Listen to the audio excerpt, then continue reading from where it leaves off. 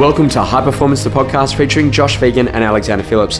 Alexander, today we're going to talk about something called quarter-on-quarter growth.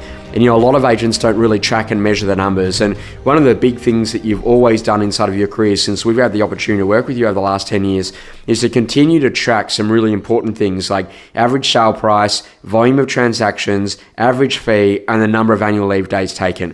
Why do you track these numbers and why do you look for quarter-on-quarter growth throughout the course of your career? Firstly, Josh, I think that's what drives us as a team, because we're always reflecting back on, today's, the 8th of April. What did we do in April last year? What did we do in April the year before? And also, it helps us to create our goals to make sure that we're always doing better. And it's interesting, since I started 15 years ago, every single year, bar zero, I've done better.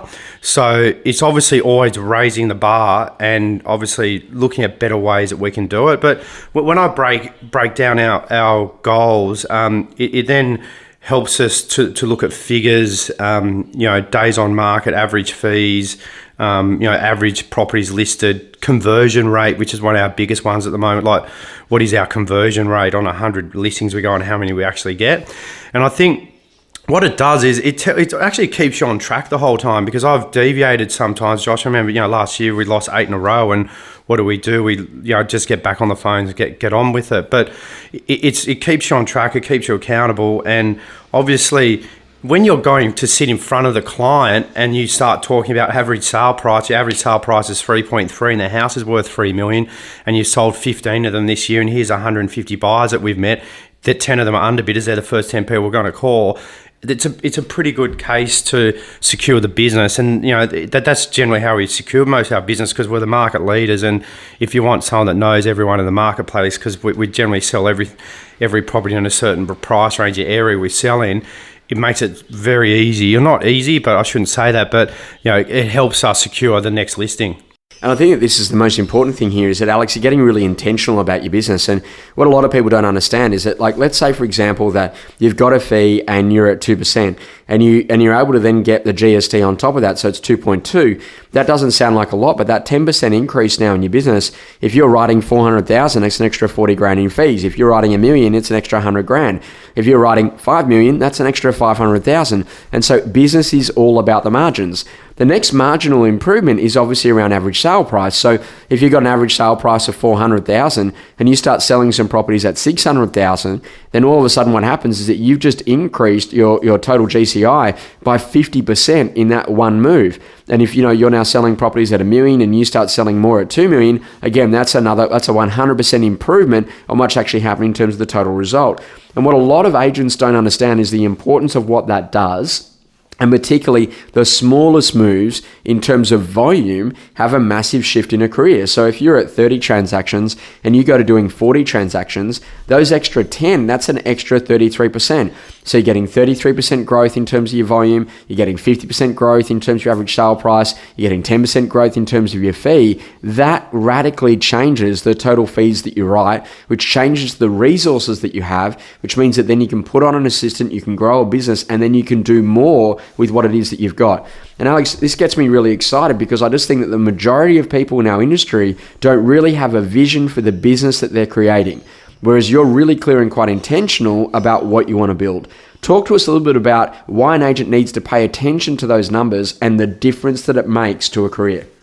Josh, I think it, like I said, it keeps you accountable, but by paying attention to the numbers, it obviously shows you as well if your career is progressing, and do you need someone to maybe help you get back on track? Do you need like a Josh Phegan, or do you need a mentor or business coach or something like that can help you do that? And I think probably the graphs and the spreadsheets and everything like that has really helped us get a clear view on where we want to go to, and what we've done in the past, that, okay, what we need to do to get that extra 20% out of the marketplace this year and for next year. And doing it quarter on quarter, Josh, and month on month is probably a good way for someone to do it that's starting out, because I think a yearly goal of doing, say, 25 sales and you did 10 last year, and then, halfway through the year you've only done, 5, you're just going to go off track straight away. So, breaking down every goal into, you can even break it down to a daily routine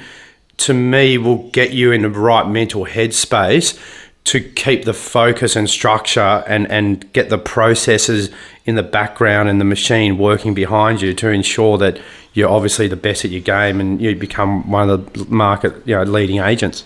I think this is a good conversation too, is that the more frequently that you check in with where you're at, the more often that you have the opportunity to change course. So if you realize, for example, that that's not going to be successful, then you got to do it. And, I was looking the other day that one of my clients said to me that the best thing that he's done in the last 3 months is that he's listed some more aspirational type stock. And I said, what do you mean by that? He said, well, it's the home that everyone wants to move into. He said, the beauty of that is that we do the open for inspection. We now meet more people that bring trade-ins. When we meet more people that bring trade-ins, that gives us more market appraisal opportunities. It gives us better conversations with those clients.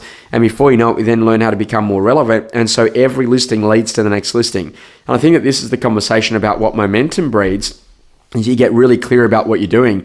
I think that what happens to a lot of agents is that they're unfocused, they don't have clarity about the numbers, but they just want to go and do it. And so we've been leading up to a lot of people about getting ready for Easter. And I said to them, what you should be doing is you should be listing for post-Easter now. And you should have the conversation that you want 10 listings listed between now and Easter. And when we were having that conversation at the start of March, a few people kind of thought I was crazy. But as we head into that Easter period, people now are like, you know what? That's exactly what we need to do. Why is it so important to stay really focused on the listing number specifically that you're listing each and every month in order to ensure that level of success? Because Josh, it's called the flow-on effect. More listings will bring you listings. Like if you sell one house, you should list one or two off the back of it. So, that's why I think some agents may get 5 listings, and it's the first time they've ever had 5 listings, and they just drop the phone because all they're doing is running around doing administration and trying to get the property sold. But that's when leakage occurs, and you miss a lot of potential listings. So again, that comes into making sure you've got the right structure and team behind you to ensure that you don't miss that.